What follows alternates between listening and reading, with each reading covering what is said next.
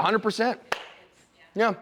And again, I mean, okay, McLaughlin was in the wrong here too, right? Like, you know, again, there's no de-escalation skills in running up and pushing a guy down. He's yelling at your girlfriend. Mountain Man Medical has name brand proven trauma medical supplies with a price match guarantee to ensure you get the right gear at the right price. Check them out at get-asp.com/mountainman. I mean, how different is this problem if he comes up and he goes, hey man, what's going on? Are you okay?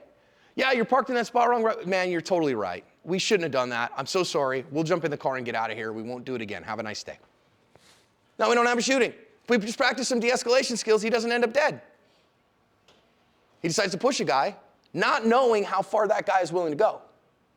Now in Drake's case, his case was very much hurt as well by the fact that he had multiple previous racist and derogatory social media posts. And he's a white guy and Drake is black. And we know for a fact that Drake was a racist.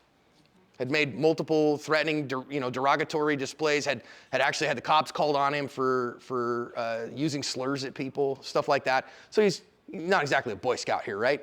Not a good dude who just got caught up in a bad thing. Yeah, exactly. And it'll cause you to lose those things. So, and again, from McLaughlin's perspective, I think it's a great case because if you come out of there and you see something that's going on and your thought is, okay, wait a minute, he's a big, strong, fit guy.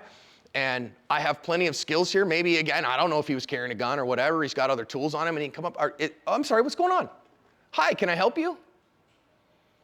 Or asking his girlfriend, hey, what's happening here? This guy's yelling at me. Sir, what's going on? F you, and you're parked in the spot wrong, and blah, blah, blah.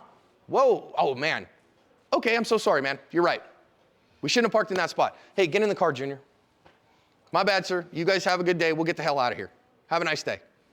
Now, if McLaughlin knew that guy had a gun on him, that's probably what he would have done at most, right? Certainly wouldn't want to go and push him down if he goes, obviously if he could go back and he goes, if you push that guy down, he's going to shoot you dead. He probably would have chosen a different strategy. Would you agree? Yeah. Well, of course, when we're going about our day, we don't get to know that in advance. We don't get to know what his strategy is. We don't get to know how far that guy's willing to go. So you better think about that in advance, okay? An imminent physical threat must be dealt with immediately. Some guy's balling up and he's going to punch you in the face. You need to know how to deal with that. I've got a case that's, it's going to post here to the YouTube channel within the next week or so. I've done so many videos in advance because I needed to be gone from home for a week for this. I don't know exactly which day it would be at this point, but you'll see it on the channel pretty soon. A guy is at a pharmacy on the phone. This is out of Norfolk, Virginia.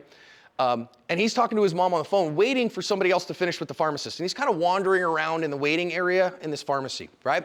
Well, in the middle of that, another guy comes in and stands in line behind the dude, behind the guy that's being helped by the pharmacist. So our first guy who's on the phone, he comes in and goes, oh, hey, sir, I'm sorry, I was waiting in line there. Well, what he doesn't know is that guy has got a major anger problem and a hair trigger.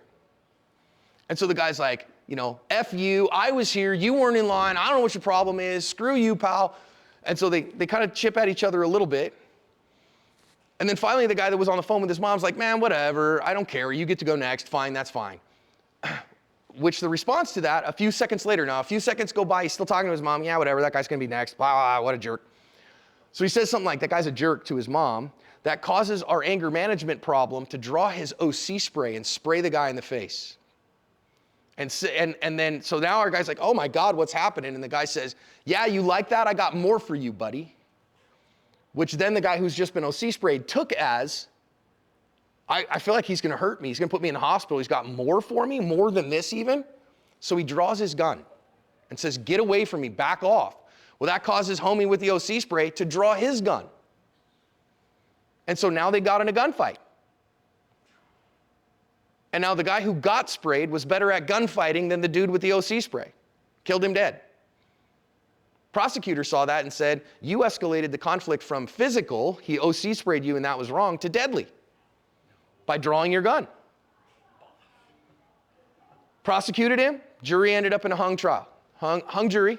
More jurors voted to convict than to acquit. They believed the idea that him drawing his gun escalated the conflict. Prosecutor saw, we got a hung jury, but I had more convinced that it was guilty than not. Tried him again. Got a second hung jury. Prosecutor then decided, I'm not going to try him a third time because we'll probably get a hung jury again. But the guy, 2.5 years of legal problems, had to go through court, full justice system prosecution twice.